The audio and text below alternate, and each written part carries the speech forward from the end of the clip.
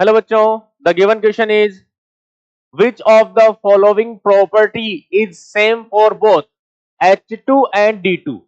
H2 और D2 में कौन सी ऐसी प्रॉपर्टी है इन चार में से जो कि क्या है, सेम है। ये हमें पता लगाना है। क्लियर? तो चलिए स्टार्ट करते हैं, इसी पेन से स्टार्ट कर देते हैं। देखिए भाई क्या होता है, एक तो है हमारे पास H2 और एक है हमारे पास D2, H2 एंड D2। दोस्तों क्या होता है कि H2 और D2 में आपको एक चीज ध्यान रखनी है, ओनली एंड ओनली एक ही ऐसी प्रॉपर्टी है जो कि सेम होती है, बाकी सारी की सारी प्रॉपर्टी डिफरेंट होती है। और डिफरेंट में भी आपके लिए एक प्लस पॉइंट है। वो प्लस पॉइंट क्या है कि सबसे पहले मैं यहां पे लिख रहा हूं मास। जो मास है हाइड्रोजन का होता है 1 और इसका होता है 2।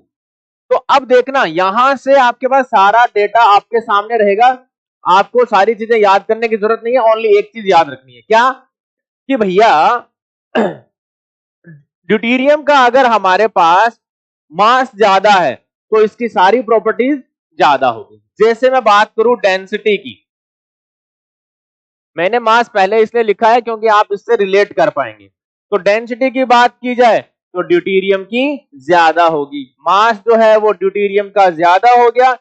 इंथैल्पी ऑफ वेपराइजेशन की बात करते हैं, डेल्टा एच वेपराइजेशन की बात करूंगा तो भी हमारे पास ड्यूटेरियम की ज्यादा होगा। एंथैल्पी ऑफ बॉन्ड डिसोसिएशन यानी बॉन्ड डिसोसिएशन एंथैल्पी की अगर बात की जाए तो वो भी D2 की ज्यादा होगी। और जो भी प्रॉपर्टी लाइक बॉइलिंग पॉइंट वगैरह, ये सारी की सारी चीजें जो है वो D2 की ज्यादा होंगी। लेकिन एक प्रॉपर्टी ऐसी है जो कि दोनों में सेम रहती है, इनके एटॉमिक साइज के कारण। हाइड्रोजन का और ड्यूटेरियम का दोनों का एटॉमिक साइज सेम होता है क्योंकि इनमें number of electron and proton same रहते हैं। डिफरेंस किस चीज का आता है? ओनली नंबर ऑफ न्यूट्रॉन्स का।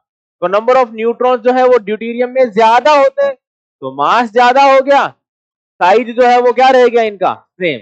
तो साइज अगर सेम है तो इंटर न्यूक्लियर डिस्टेंस भी क्या रहेगी, सेम रहेगा। इंटर न्यूक्लियर डिस्टेंस जो है वो दोस्तों सेम आएगी इनमें। क्लियर है ना, इनका एटॉमिक साइज सेम होने के कारण। ठीक, तो ये fusion enthalpy of fusion deuterium की ज्यादा होगी। मैं यहां मेंशन कर देता हूं, H2 की कम होगी, D2 की ज्यादा होगी। एंथैल्पी ऑफ वेपराइजेशन फिर हमारे पास H2 की कम और D2 की ज्यादा। आप डायरेक्टली याद रख लीजिए, D2 की हर प्रॉपर्टी जो है वो ज्यादा होगी, ओनली इंटर न्यूक्लियर डिस्टेंस को छोड़ के। इंटर न्यूक्लियर डिस्टेंस क्या रहेगी, सेम रहेगी। एंथैल्पी ऑफ बॉन्ड डिसोसिएशन फिर H2 की कम होगी और D2 की ज्यादा होगी। क्लियर है? तो हमारा आंसर आ गया, आप लिख सकते हैं यहां पर properties of H2 and D2। Clear?